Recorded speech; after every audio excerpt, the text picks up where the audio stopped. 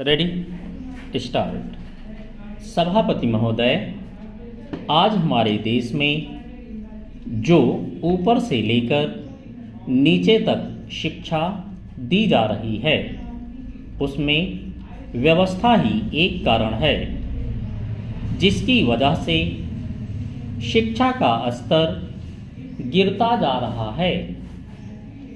मेरा अपना विचार है कि जो शिक्षा प्रणाली है और जिस रूप में शिक्षा दी जा रही है वही अनुशासनहीनता का भी कारण है। अपने देश और प्रदेश में हर एक की अपनी अपनी भाषा है और वह बालक जो इस देश में पैदा हुआ है, जो अपनी मातृभाषा की गोद में पला है, उसको यदि अपनी मातृभाषा में ही शिक्षा दी जाए तो मेरा विचार है कि शिक्षा का स्तर ठीक हो सकता है।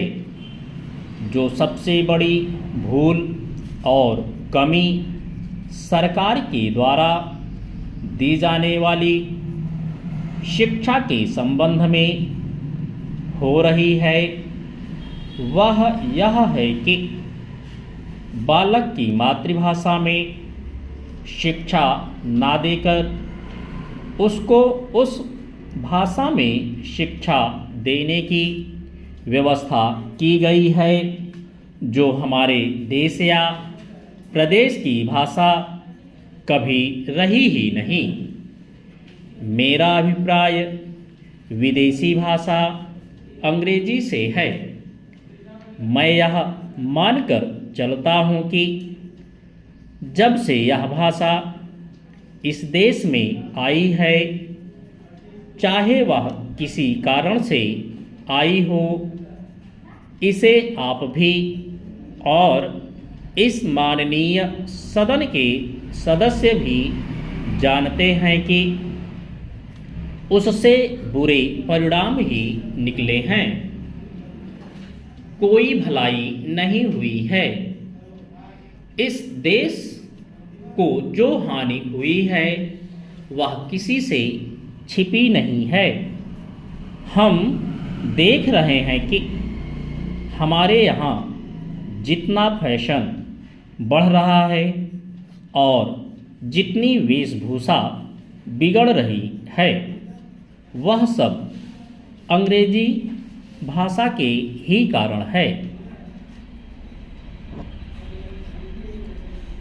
जिस समय यहाँ पर अंग्रेजों का राज्य था, प्रायः यह देखने को मिलता था कि वे लोग जो विशेष करके किसी ना किसी तरह से सरकारी पक्ष के ही होते थे, अंग्रेजों से मिलने के लिए जाते समय अंग्रेजी वेशभूषा का ही प्रयोग करते थे। परंतु यह इस प्रदेश और इस देश का दुर्भाग्य है कि अंग्रेजों का राज्य समाप्त हो जाने के बाद भी लोग उनकी वेशभूषा को पहनते चले जा रहे हैं। इससे जो प्रभाव हमारे देश के फैशन पर पड़ा उससे लाभ के बजाय हानि ही हुई है और हो भी रही है। मेरा ऐसा विचार है कि अंग्रेजी वेशभूषा से इस देश को हानि हुई है।